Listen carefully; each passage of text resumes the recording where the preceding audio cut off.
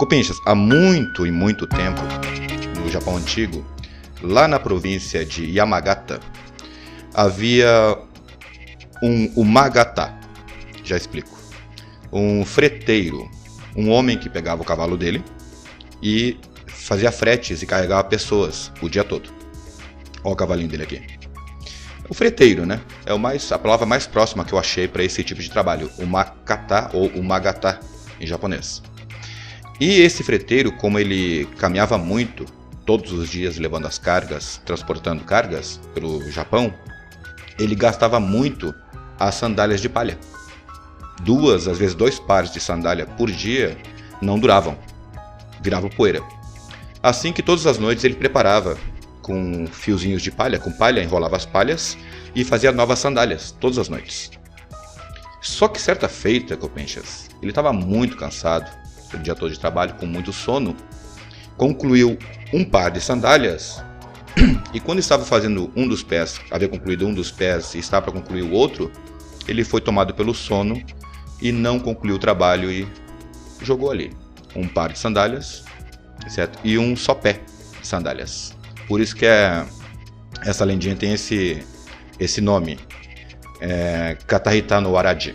Waraji é sandália de palha e Katahita, palavra antiga japonesa para um pé só, por isso o nome da lendinha.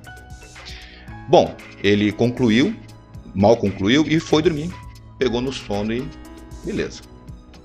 Acontece, Copinchas, que no outro dia ele foi, não estou enxergando nada aqui, foi trabalhar, agora aqui. Outro dia de manhã ele acordou cedo, foi trabalhar, preparou o cavalo dele, encilhou o cavalo dele. E, poxa, né? Ele pensou assim com ele, poxa, só consegui fazer um par de sandálias. Mas vai ter que durar, vai ter que ser essa aqui para o dia todo e a que eu tenho nos pés essa daqui. E saiu do Japão afora para fazer as cargas dele, deixando aquele pezinho de sandália dentro de casa.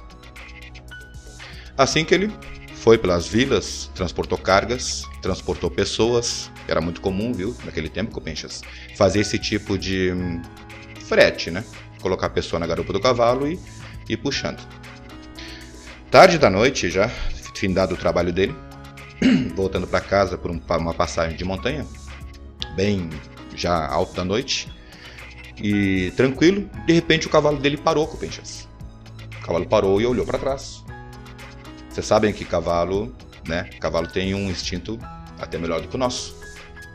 O freteiro parou também, estranhou e viu que lá do fundo, parece, Copinchas, aqui parece parece uma floresta, mas na verdade é a trilha da montanha, viu? A trilhinha da montanha. Lá no finzinho da trilha da montanha, Copinchas, lá no horizonte, ele sentiu que alguém estava chamando por ele. Umakata! Matero! Freteiro! Espera eu aí, espera aí. Bom, o freteiro ficou assustado, e o cavalo nem se fala. Olha os olhos dos dois ali, ó. E ouvindo aquela voz repetindo: freteiro, espera por mim aí, espera eu aí. Aquela voz sinistra, horripilante. Foi quando, lá naquele começo de trilha de montanha, olha a carinha dos dois, eles viram uma coisa muito estranha vindo pra cima deles enquanto gritava isso: freteiro, espera por mim. Olha lá, ó, o treco. O treco, Copinchas, era um monstro, totalmente disforme, sem forma alguma. Enfim, meio que humanoide, gritando: freteiro, espera por mim aí, freteiro. Bom, eu acho que faria quase o mesmo com esse cara. Ele deu no pé, correu montanha abaixo. Olha o cavalo ali espumando ali, ó. Na história, ele abandonou o cavalo, deixou o cavalo desmaiado espumando e desceu ladeira abaixo, correndo alto do chão. Eu não faria, viu? Eu pegava o cavalo, colocava nas costas e levava embora. Sacanagem com o pobre do bicho. Ou ficava com o cavalo. Não se faz isso, não se abandona o animal. O melhor amigo do homem é o cachorro ou o cavalo. Daí, Copinchas, que ele correu como se não houvesse amanhã, com aquele treco lá gritando: freteiro, o Makata, Matero, freteiro, espera por mim aí. E se abrigou atrás de uma árvore para verificar se aquele treco estava perseguindo ele. Não é que o treco continuava perseguindo ele montanha abaixo? E lá apareceu ele: freteiro, espera aí, freteiro, espera por mim. Bom, nosso amigo freteiro, olha, coisa mais horrenda, correu mais ainda. E se enfiou, entrou na primeira casa que achou. Nem era a casa dele, viu? Entrou na primeira casa, se abrigou naquela casa, fechou a porta e se escondeu. E nisso, aquele monstro arrombou a porta, entrou e começou a procurar dentro daquela casa escura. Freteiro, onde é que tu tá? Onde é que tu tá? Aparece, freteiro. E nosso amigo, olha a situação do cara chorando, em silêncio, subiu e se agarrou no telhado, na viga do telhado, ficou escondido na viga do telhado da casa, telhado de palha. E o bicho, um monstro, para um lado e para o outro, procurando por ele. Freteiro, onde é que tu tá? Onde é que tu tá? Bom, o tempo se passou e parece que esse monstro ficou com fome. Foi num canto ali e pegou moti. E fez um fogo e começou a assar o moti. Moti, cupinchas, é o bolinho de arroz glutinoso batido. É uma massinha batida de um tipo de arroz, o arroz motigomê que chamam, o arroz glutinoso, onde faz essas bolinhas, sabe, puxa, bota pra assar. A criatura colocou pra assar. E dali fez o fogo, botou nos espetinhos pra assar aqueles bolinhos. E nosso amigo lá em cima, no alto ali da viga, escondido, louco de fome. Tinha trabalhado o dia todo. E, poxa vida, e agora? E aí ele percebeu, cupinchas, que aquele monstro começou a pescar. Pescar que eu digo assim, ó, a querer dormitar, a balançar quase que dormindo. Sabe quando começa a pescar? E esse nosso amigo freteiro lá de cima olhou, percebeu isso e teve uma ideia.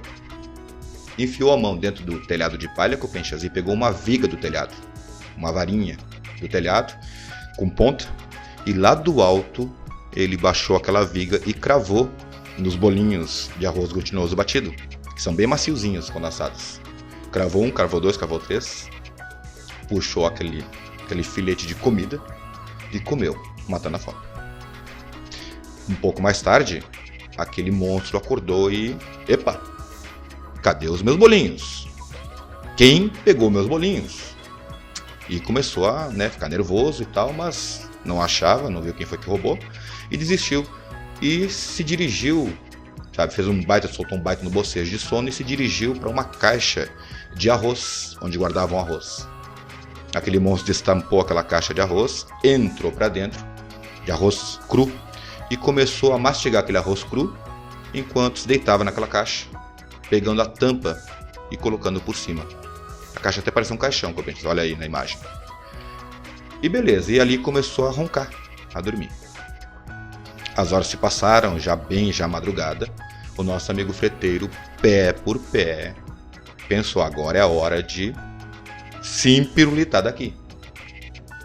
E foi o que ele está fazendo, se empirulitando, se afastando pé por pé, enquanto ouviu os roncos do monstro dentro da caixa.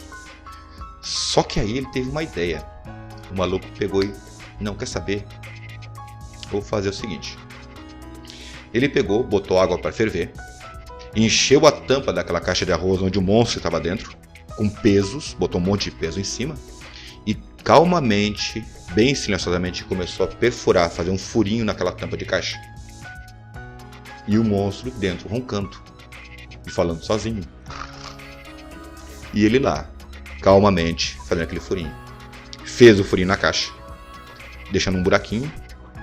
Ó, o buraquinho ali que eu penso. E pelo buraquinho, ele verteu água fervendo para dentro daquela caixa. A caixa corcoviou.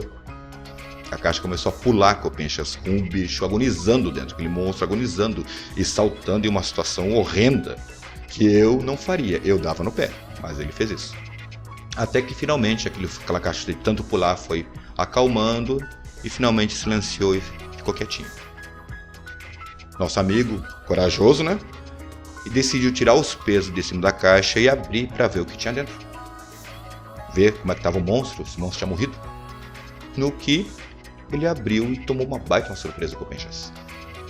Dentro da caixa havia uma sandália e alguns grãos de arroz. Ele estranhou a barbaridade, pegou aquela sandália e reconheceu com o Penchas que era a sandália, aquele pé de sandália que ele tinha feito no começo da história, que ele não tinha concluído o par.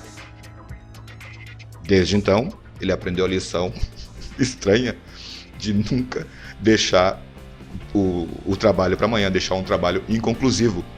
Sempre que se faz uma sandália no tempo antigo japonês, sempre que faziam sandálias, era obrigatório a concluir os 2 pés de sandálias. Ó, o cavaleiro voltou para casa, viu? Os 2 pezinhos de sandália. E foi o que ele fez. Voltou para casa e concluiu aquele pezinho de sandália e virou uma espécie de ditado na região de Yamagata, na verdade todo o Japão, né? Certo? De nunca deixar para amanhã aquilo que se pode fazer hoje. Essa é a moralzinha dessa história. Dessa lindinha. Olha lá os pezinhos de sandália. Cupinchas, eu nunca vesti uma dessas, viu? Só concluindo, é de Yamagata, né? É, de Yamagata, essa lendinha. Um pouco assustadora, né, Cupinchas? E engraçada, né? Cupinchas, tudo jóia? Como é que vocês estão?